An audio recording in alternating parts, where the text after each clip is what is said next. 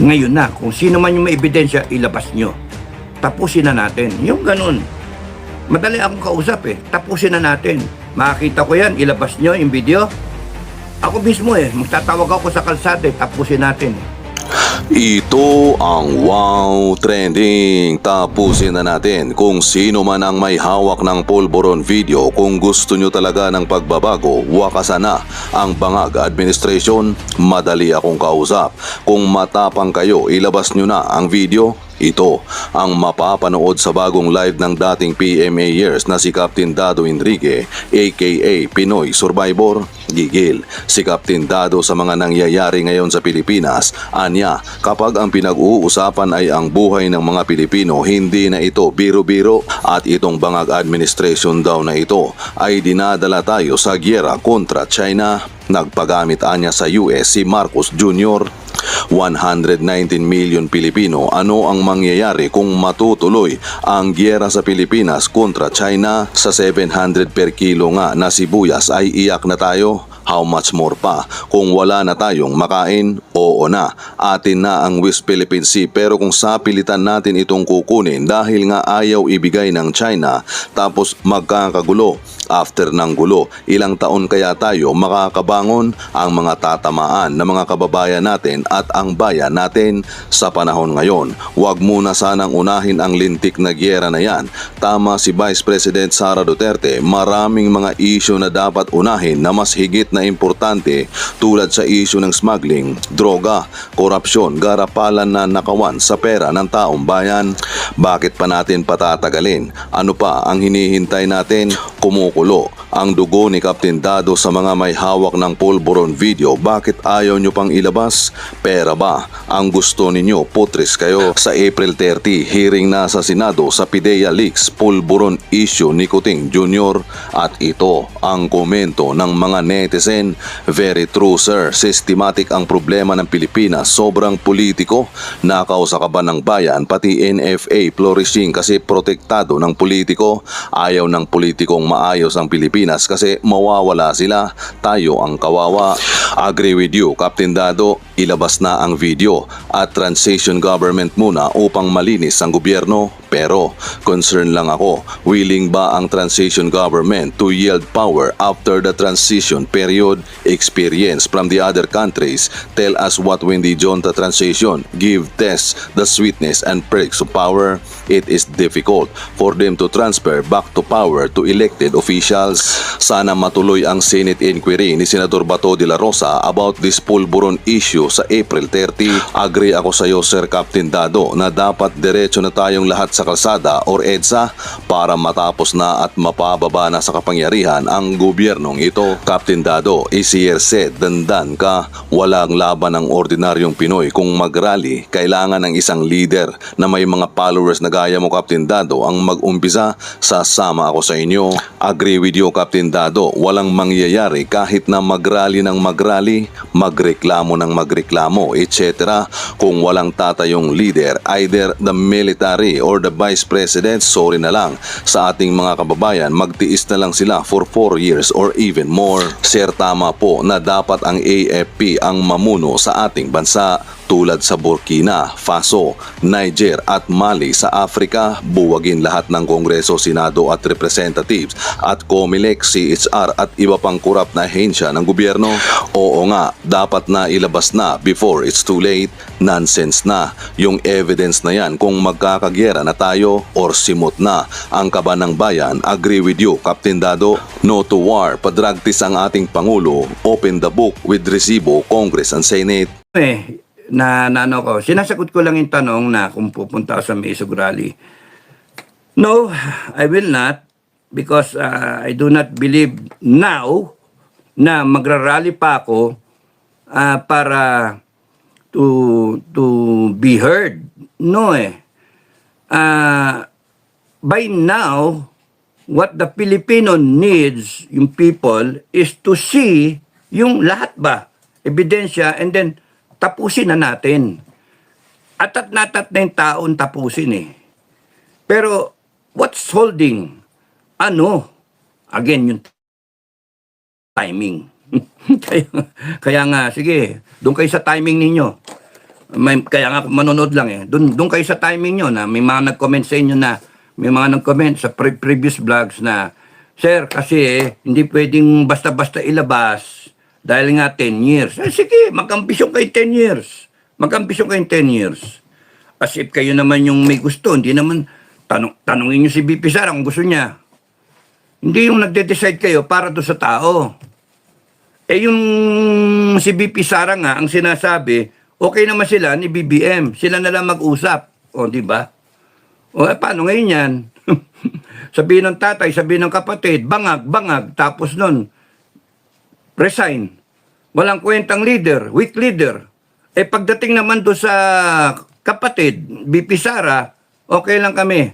Eh paano, ano ba yan? Kaya nga, sa akin, hintayin ko na lang kung how it will develop yung teleserye natin. Basta para sa akin, ang paniniwala ko, I now believe that we need more than a change in leadership. We need a reset. Yun yung para sa akin. Tanggalin ang korupsyon. Yun yung, nandun pa rin ako tanggalin yung puno, yung politika. Sobrang sama ng politika sa atin. Panay pansarili ang iniisip. Hindi pa natatapos ang term, iniisip na kung paano yung term ng anak. Paano mapoprolong yung term nila. Ay, nako. Ang pinag-uusapan, transparency and accountability, yung Resolution 10, na hindi man lang pag-usapan. Pero ngayon, makita ninyo, yung mga senator, may kanya-kanya na silang mga press conference. Kasi ayaw nilang maiwan. Politika nga nakakainis eh. Ba't di ka naman mabuisit, tapos ng tao, ang daling bulahin. Magsasalita isang senator, gusto nyo, kung ano yung gusto nyong marinig, yun na sasabihin. O, pagkatapos, yay! O, paano yung Resolution 10? Kaya nga, we deserve what we have. We deserve, people of the Philippines, we deserve what we have. That's why, kami ni, Metran, abangan na lang namin kung ano mangyari. Bomba, magkabanatan ba dyan sa West Philippine Sea na yan? Magkagera ba? Kasi anytime pwedeng magkagera. Bakit? Ang bagal eh. Meron pang rally-rally. Ilabas na kagad yung yung video. Kung meron kayong kopya ng video, ilabas nyo. Sorry, nagagalit ako sa mga dapat kakampi, no? Hindi, kasi ayoko. Ang kampi ko, taong bayan eh. Pilipinas eh. Doon ako pang-Pilipino, bansang Pilipinas eh. Nagagalit ako kasi ginagago naman tayo ng mga politika natin sobre. One side, pinasok tayo sa alanganin talaga. Ninanakawan tayo, proliferation ng mga tarantadong magnanakaw. Kinukurap yung mga agencies, yung mga institutions natin. To the point na sinusuppress pa yung tao. Hanggang ngayon, kita nyo yung Maisog Rally, tinatakot yung sa venue. Private sector na yun Yung sa Davao, yung governor, minalas. Saka nakakitang gobyerno na suppressive, natatakot sa taong bayan, rally lang.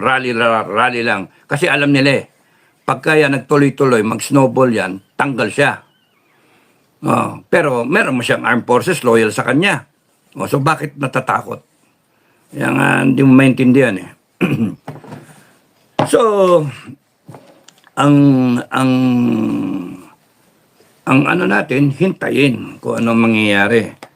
But the other side, meron kayong ebidensya that will bring down this government or probably bring him down. But hindi pwedeng magmalaki ito, si BBM, yung government na to, hindi pwedeng magmalaki if meron talagang ebidensya na sumisinghot ng droga, ng cocaine.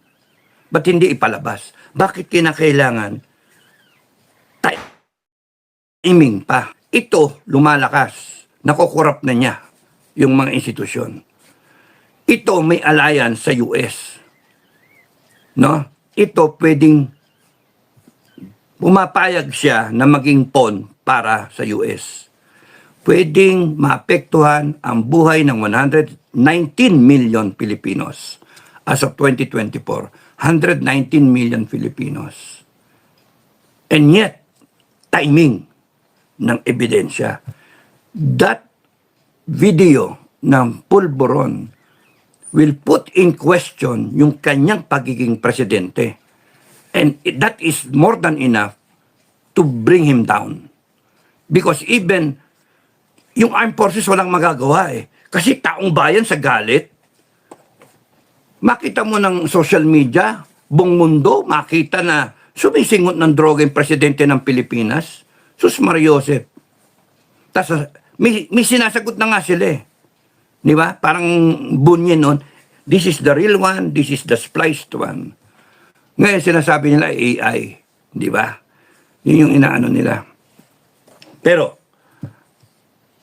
o di ilabas para mapatunayan or kundi kaya isubject siya sa isang honest to goodness sa drug test. Nung hinamon siya ng January 28, so February, March, April 30, April 29, maglalapse yung 3 buwan para doon sa hair follicle. That is kung hindi na siya nagte-take, addict eh. So, wala yung 3 buwan, pasok pa rin yun. So, kapag kanilabas yung ano na yan, yung video na yan, at nakita na siya ay talagang naggaganon. Next is, sige, subject ka sa drug test. Pero hindi ka na muna presidente. Take over muna si BP. Legal lahat yun. Pero anong hinihintay natin? Timing. Sige, timing. O di mag-declare sila ng gera, manggulo sila dyan sa West Philippine Sea. Ma-invoke yung Mutual Defense Treaty. Eh, sige, kaka-timing ng isang kampo. Na. Kaya nga sinasabi ko sa vlog ko eh. Excuse me. Clear and present danger. Clear and present danger anytime. This bangag BBM can declare hostilities there, can escalate the West Philippine Sea, turn it into an incident na talagang magkabangayan, may mamatay dyan, etc. Ayun, tapos gulo na. Ang Amerikano, isang pagkakamali lang. Remember, yung Amerikano gustong-gusto na magkaroon ng gulo dyan. Kasi election year. Ay, nako. Anyway, yun yung ano. So, sa akin, play safe na lang kayo. Play safe. Bakit? Safer kayo, ikaw, pamilya mo, no? Pamilya mo, kapitbahay mo, kamag-anakan mo, kung kayo mismo will have an effort, will take the effort of preparing for any eventuality. Kung magkagera man, meron kayong pagkain. Di ba? Yun na lang ang gawin ninyo. Kaysa yung panay bunganga, panay ano, may stress lang kayo eh. Kailan? Ganun ba yung mga ano ng tao eh. Kailan, sir? Kailan? Sir, kayo na. Hindi. I will not be the one to lead. It's not gonna be me. It has to be BP Sara, not me. She's the one elected. She's the spare tire. Not me. Now, hintayin yung tumapang si BP Sara. Hintayin yung magsalita si BP Sara na, hindi, galit na kami, break na kami ni BBM. Ganon. And that will be the day that you're waiting for. Ngayon, kung bansang Pilipinas ang pinag-uusapan, regardless kung sino yung mga player, dapat, ngayon na, kung sino man yung may ebidensya, ilabas nyo. Tapusin na natin. Yung ganun. Madali akong kausap eh. Tapusin na natin. Makakita ko yan, ilabas nyo yung video. Ako mismo eh, magtatawag ako sa kalsada eh, tapusin natin eh. Pero yung ganito na, urong-sulong eh. No? Ayoko ng ganon. Gamitan ng tao, ayoko ng ganon. Kaya, kung gusto ninyong mag-rally, go ahead, mag-rally kayo. Sorry sorry sa mga pro-Duterte. Ayoko nung, pagka ang pinag-uusapan na kasi buhay ng taong bayan, 119 million Filipinos, hindi biro-biro yung iisipin pa ninyo yung 10 years eh. Iisipin pa ninyo. Mali naman yun. I have to take a stand eh. Kung doon ako sa tama, no? 119 million Filipinos. Putragis Pilipinas eh. Igagera yung Pilipinas tapos nung timing. Kaya ako galit. Pipikon ako. Nakakakulo ng dugo. Ang sarap upakan ng kung sino man kung meron man na merong ebidensya na ayaw ilabas. Bakit? Timing. Ano hinintay? Pera? Posisyon? Ano? Pansarili, no? Ilabas nyo na kasi ang dapat ang utak, ang puso, tapusin na natin to. Delikado. Yung 119 million Filipinos, kahit may mamatay dyan na 1 milyon, ang hirap. How can you sleep with that? How can you deal with that? May mamatay, magkagera bigla, in-invade tayo. Eh, nako, how can you sleep with that? We're not ready. Armed forces naman, sunod-sunod lang ang armed forces hanggang ang taong bayan ay hindi lumabas. Paano lalabas ang taong bayan? Ebidensya. Itaon nyo lahat na ebidensya. Kundi natapos yan. Pero hindi, ang nakikita ko kasi, hindi matapos-tapos yung hindi ma full blast yung opensiba kasi wala pa yung June 30. Papunta pa lang tayo doon. Kaya ako naiinis. Don't you think people of the Philippines, mga leader sa kabilang side, kung meron sa inyong nag-iisip sa puso, sa utak, pero dapat sa puso, na pwedeng magkaloko-loko ang bansa natin. Huwag nyo nang isipin yung 10 taon. Huwag nyo nang isipin muna yon. Isipin nyo na muna kung paano natin maaalisan itong gusot na ipinasok sa atin. Yung pinasok, yung kinalalagyan natin ngayon. Kung baka nandun ko sa isang bahay na nasusunog o isang barko na lumulubog, abandon ship na dapat. Pero, timing, hinihintay natin? Pwede namang, nasaan yung kapitan? Ayun, nagtitake ng droga. Susunog na yung barko. Palubog yung barko. Binabangga ka na ng China. Tapos, hindi, gigirahin natin, sabi nung kapitan. Hindi pwede yan. Labas ang mga baril, sabi nung kapitan. Makikipagbarilan tayo ngayon, yung crew at yung mga pasahero. Lahat tayo, kasi Pilipino tayo, laban doon sa China. Are you really willing to go through that? Or do can we do something to avert that, to stop that, to change the course of what is about to happen? Ano hinintay natin? Can the second in command speak up?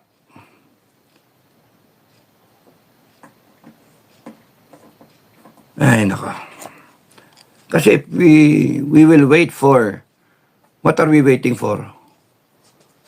Film showing pa tayo? Wala eh. 119 million Filipinos at stake. A way of life. Yung kultura natin, yun ang at stake, yung bansa natin, yung teritoryo natin. And we're not ready. And this BBM, who is being followed by the armed forces and who is ironclad, backed up by the American forces, is about to bring us into a war footing against China. That's why, hell, putragis kayo, ilabas nyo na yung video. Di ba? Yun yung sa akin.